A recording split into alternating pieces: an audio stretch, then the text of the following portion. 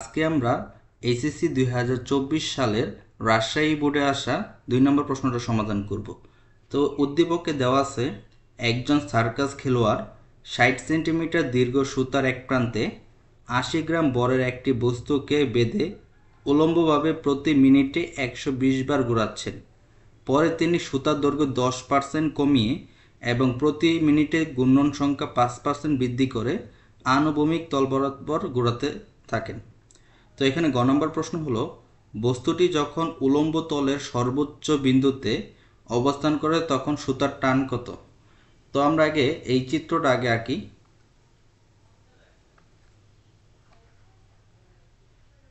তো এটা হলো সুতা, অর্থাৎ এই বৃত্তাকার পথে আনুভূমিকভাবে ঘুরতেছে। তো এখন আমরা যে কাজটা করব, এইখানে মনে করো একটা বস্তু 80 গ্রাম বরের যে বস্তুর কথা বলা হয়েছে, এটা হলো 80 গ্রাম বরের একটা বস্তু। তো এটা হলো কেন্দ্র। তো এইখান থেকে যে সুতাটা, সেই সুতার দৈর্ঘ্য দেওয়া আছে আর ইকুয়াল টু 60 সেন্টিমিটার। তো এখানে যে জিনিসটা হয়, এই যে এই সুতাটার একটা ওজন আছে, সেই ওজন বলটা এই নিচের দিকে কাজ করবে, এই বরাবর। আর এই সুতার মধ্যে এই যে সুতার কারণে যে একটা বল প্রয়োগ হয়, সেটা হলো টান বল, সেটাও কি নিচের দিকেই কাজ করবে। অর্থাৎ ওজন আর টান এই দুইটাই একই দিকে কাজ করবে। তো আমরা জানি কেন্দ্রমুখী বল এফসি ইকুয়াল টু টান প্লাস ওজন, অর্থাৎ এই দুইটাই পজিটিভ হবে কারণ এই দুইটা একই দিকে কাজ করতেছে। তো এখান থেকে আমরা যদি এই সুতার টান বের করি, তাহলে T equal to F C minus W. তো এখান থেকে লেখা যায় এফ সির মান হলো এম ওমেগা স্কোয়ার আর, এটা হলো কেন্দ্রমুখী বল, মাইনাস ওজন বল হলো এম জি।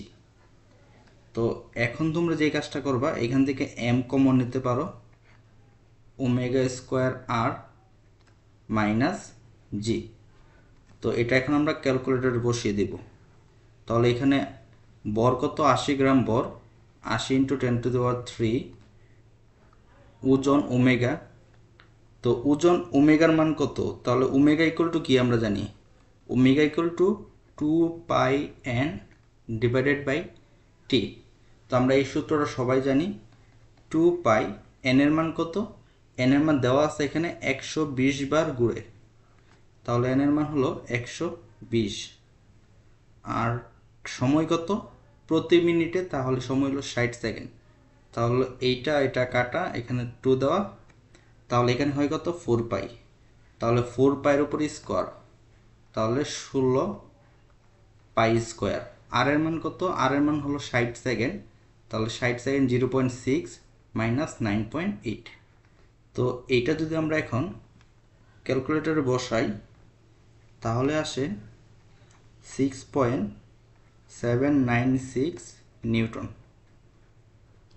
তো আশা করি তোমরা এই গ নাম্বারটা বুঝতে পারছো। এখন আমরা গ নাম্বারটা সমাধান করব।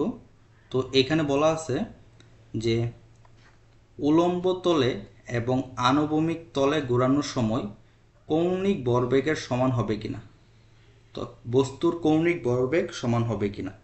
তো কৌণিক ভরবেগের যে সূত্র, এটা আশা করি সবাই জানো, সেটা হলো কি L equal to I omega. I কি? আই হলো জড়তার ভ্রামক। তাহলে এখানে বস্তুর যেহেতু কোনো আকৃতি দেওয়া নাই, তাহলে এখানে জড়তার ভ্রামক কি? M R square omega. তাহলে এম এর মান কত? এম এর মান হলো এখানে 80 গ্রাম। আর কত? আর হলো 0.6 স্কোয়ার। আর ওমেগার মান কত? ওমেগার মান আমরা এখানে বের করছি 4π। তাহলে ওমেগার মান হলো 4π।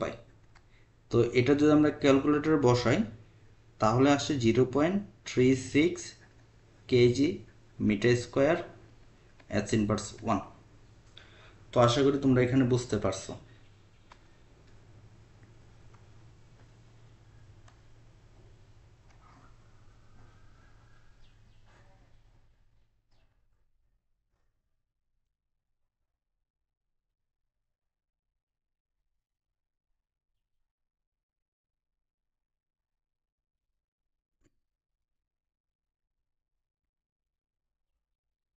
এখন আমরা আনুভূমিকেরটা বের করব। তো আনুভূমিকের ক্ষেত্রে কি হয়েছে, ঘটনাটা বলা হয়েছে এখানে যে সুতার দৈর্ঘ্য 10% কমে যায় এবং ঘূর্ণন সংখ্যা 5% বৃদ্ধি পায়। তাহলে সুতার দৈর্ঘ্য ছিল কত, 60 সেন্টিমিটার, এখান থেকে 10% কমে গেছে। তাহলে আমরা কি লিখবো, 60 ইন্টু 10/100। তাহলে এখানে কি থাকে, 60, এখানে যদি আমরা কাটাকাটি করি, এইটা কাটা, তাহলে 60 মাইনাস 6 ইকুয়াল টু 54, অর্থাৎ 54। আর এটা কি, এটা হলো আর হলো 54। আর যেই এন কত, 120 বার ঘুরে এর 5% কি বৃদ্ধি পাই, তাহলে 120 প্লাস বৃদ্ধি পাই কত, আমরা কীভাবে লিখবো, 120 ইন্টু 5/100। তো এটা যদি আমরা এখন কাটাকাটি করি, এটা কাটা, এটা কাটা, তাহলে এখান থেকে 6, তাহলে 126। তাহলে এন এর মান কত, 126। এখন আমরা জাস্ট কৌণিক ভরবেগের মানটা বের করব, L equal to I omega. তাহলে এখানে I equal to M R prime square, omega equal to কি, 2πn ডিভাইডেড বাই টি। তাহলে এম এর মান বসিয়ে দেব, আর এর মান 0.54 ইন্টু 2π, এন এর মান কত, এন এর মান হলো 126 ডিভাইডেড বাই 60। তো এটা যখন তোমরা ক্যালকুলেটর বসাবা, উত্তর আসবে 0.307 KG metre square S inverse 1। সুতরাং এল, এটা হলো L prime, L not equal L prime. তাহলে এখানে যে প্রশ্ন বলা হয়েছে যে আনুভূমিক এবং উলম্ব এই দুইটা কৌণিক ভরবেগ সমান হবে না। তো আশা করি বুঝতে পারছো।